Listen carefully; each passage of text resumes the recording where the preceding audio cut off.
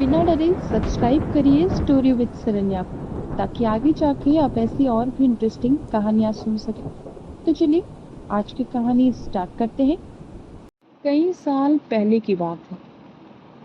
रोहन जोधपुर के एक छोटे से गांव में प्राइमरी स्कूल में टीचर था।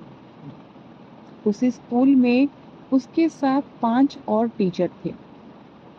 उन लोगों की शादी हो चुकी थी और उनका अपना अपना परिवार था, लेकिन रोहन कुंवारा था।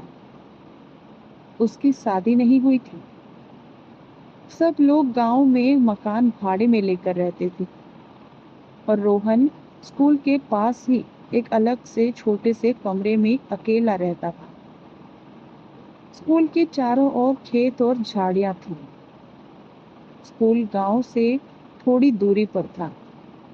स्कूल में बिजली भी नहीं थी और रोहन अकेला अपने कमरे में लालटेन जला के खाना बनाता और खाकर सो जाता।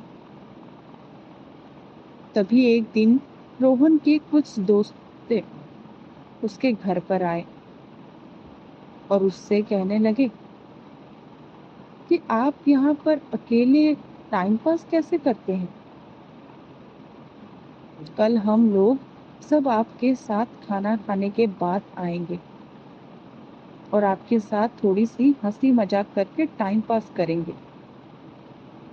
दूसरे दिन बिल्कुल वही हुआ। स्कूल छुट्टी होने के बाद सब अपने अपने घर पे खाना खा के रोहन के कमरे में आ गए। उस वक्त रात के 10 बज रहे थे और वो सब रोहन के घर में बैठकर बातें करने लगे। थोड़ी रात बीत गई। तभी उनमें से एक दोस्त ने कहा, यहाँ पर ना तो बिजली है ना तो टीवी है। हम लोग बैठकर यहाँ पर क्या करेंगे। चलो आज हम लोग थोड़ी मस्ती करते हैं। तभी दूसरे दोस्त ने बोला, हम अपने साथ ताश के पत्ते लेकर आए हैं, चलो खेलते हैं। और वो सब धीमी लालटेन को जलाकर उसके सामने बैठकर ताश खोलना चालू कर दिया। थोड़ी देर बाद गर्मी लगने लगी तो उन लोगों ने सारी खिड़कियां खोल दी। तभी अच्छी ठंडी हवा आने लगी और उन लोगों ने ताश खेलने में व्यस्त हो गए। तभी उन लोगों के तीसरे दोस्त ने बोला कि हमारे पास बीड़ी और माचिस भी है, बोलो तो बीड़ी सुलगाएं। वो लोग बोले, क्यों नहीं। उन सभी मित्रों ने 4 बीड़ी जलाई। सबने एक एक बीड़ी अपने हाथ में ले ली। तभी एक मित्र ने बोला, मुझे भी तो पिलाओ। ये बोलकर वो हंसने लगा क्योंकि वो मजाक कर रहा था। अभी तो तुमने बीड़ी अपने हाथ में ली थी। तो उसने बोला कि हमको तो दिया ही नहीं।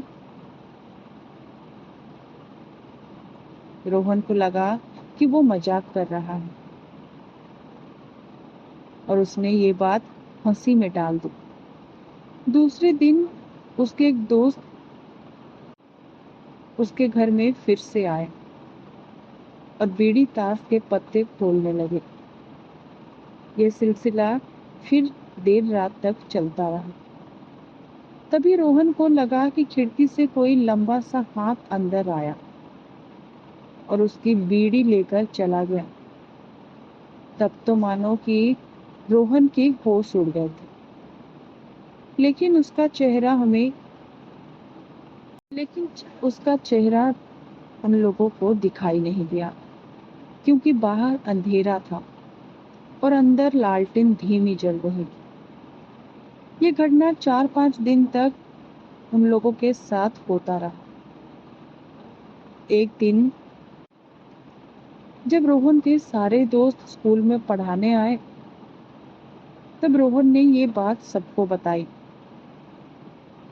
सबने बोला, हाँ, मैंने भी सुना है कि स्कूल के अंदर किसी टीचर ने किसी कारण जहर खाकर आत्महत्या कर ली थी और उसी की आत्मा आज भी स्कूल के आसपास भटकती रहती है। तो एक दिन एक दोस्त ने बोला, आज हम उससे पूछेंगे कि आप कौन हो, क्या पता कोई आदमी ही हो और हमारी तरह वो भी रात में टाइम पास करने आता हो। रोहन ने बोला, ठीक है।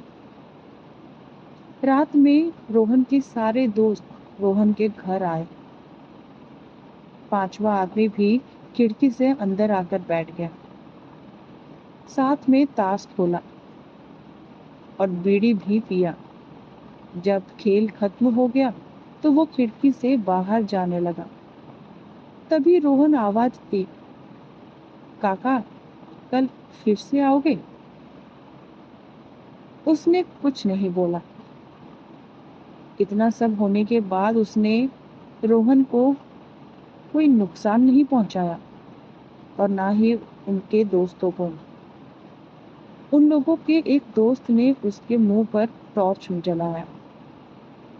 तभी रोहन उसका हाथ पकड़ लिया, लेकिन टॉर्च के सामने वो लोग ने उसको थोड़ा बहुत चेहरा देख लिया था। वो काला काला आदमी, मटमैली सफेद रंग की धोती और मुंह पर बहुत सारे चेचक के निशान थे। सब लोग बहुत डर गए। सबने बोला, चलो गांव वालों को बताते हैं। उन सब ने मिलकर ठान लिया कि गांव वालों को ये बात बतानी है।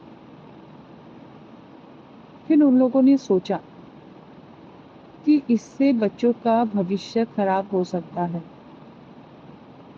ये बच्चों के भविष्य का सवाल है। कोई अपने बच्चों को स्कूल में पढ़ने के लिए नहीं भेजेगा।